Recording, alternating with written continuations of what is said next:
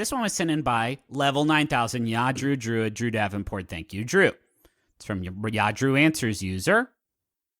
They're anonymous. So let's call them Jamothy. Asks, why do Siberian tigers need to be so huge?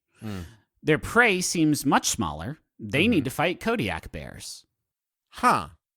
So I don't know enough about, I think, animals in general to answer why the Siberian tiger, like what environmental sort of like challenges they had to overcome by becoming just fucking jacked, these Siberian tigers.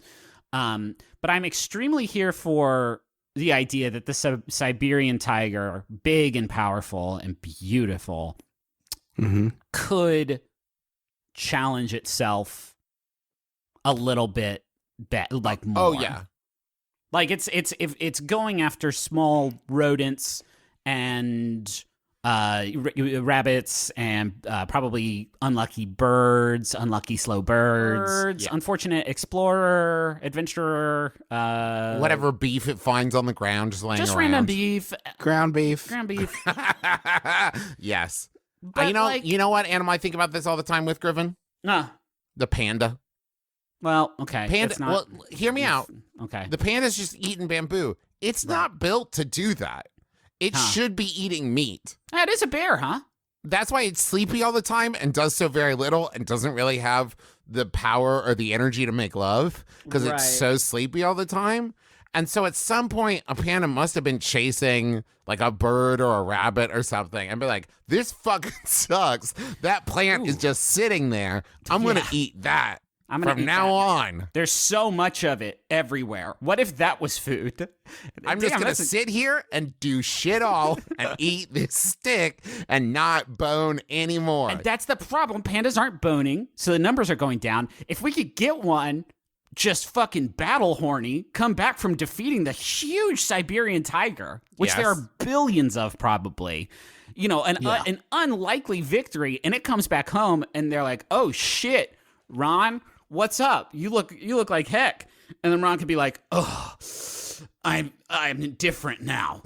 Who's ready for Ron? And then they would fucking pork like they've never porked before. And then like all of a sudden pandas are back and there's too many. They're like pigeons and squirrels. Pigeons, for all that you can talk shit about pigeons, but pigeons are out there, aren't they? The pigeons are working out there and they are up against forces that are so hysterically beyond their control. Like, what ass can a pigeon kick? Probably not any. And so they go and they like sit on like the third rail of a subway and they get like totally just bamboozled out there. And then they fly home to their nest and it's like, oh shit, rough day in the city. And they're like, yeah, it was a rough day in the city. I'm battle horny. Now let's go.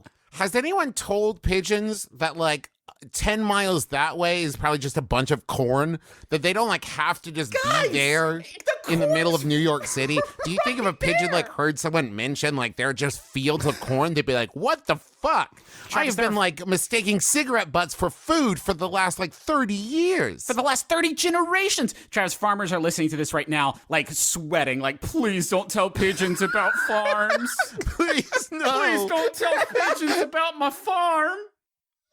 Hey, where did all the tomatoes go? We had them last night. Let's look outside. Uh-oh. It's 2 million pigeons. They're all just here now looking for statues to sit on. Do you think pigeons in the city regularly get letters from their country cousins? They're like, well, shit still sucks out here in the country. Yeah, it's a wasteland. Fucking nothing to eat.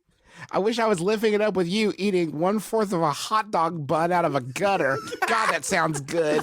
Anyway, yeah, it's all bullshit out here. Anyway, I gotta go. I got to use the bathroom. I mean, look for food.